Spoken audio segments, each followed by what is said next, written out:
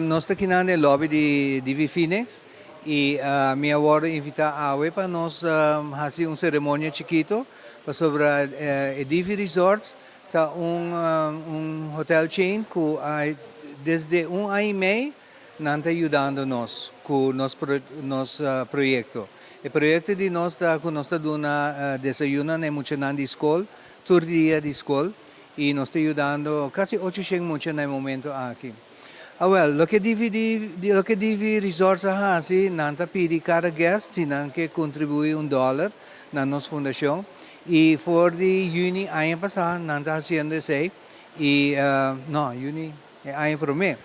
Então, nati ano e meio ajudando-nos e em período aí, bopo bisa na crescer de bira e partner mais grande de nossa fundação. Nanta ajuda nos cobrir mais com metade de nos gastos mensual. E isso é algo de elogiar e nós estamos naturalmente agradecidos para a ajuda para sobre. Isso é dando nosso projeto continuidade, não? E muito nang tour dia de escola não está aí nang desayuno. Depois é bom, mas tem uma garantia também de uma entrada que também tour dia ou tour luna. E isso é o qual deve prover para nós. Nós está até o qual é fundo não que nós está aí, também de duas bandas. Uma é a que nós vista é contribuição privada.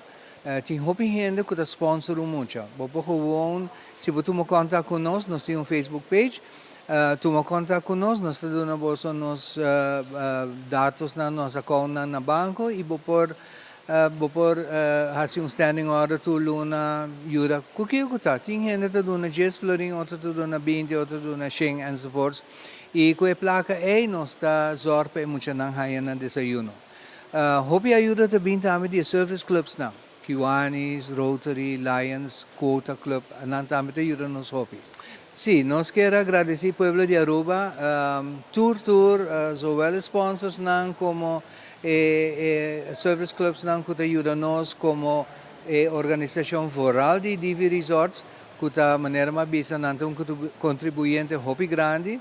Nós queremos agradecer você, é para nós mesmo para não ter algo de comer. Nós tursa com com estômago baixinho não estudia bom. Então, essa aqui está é o qual ajuda muito para produzir melhor na escola.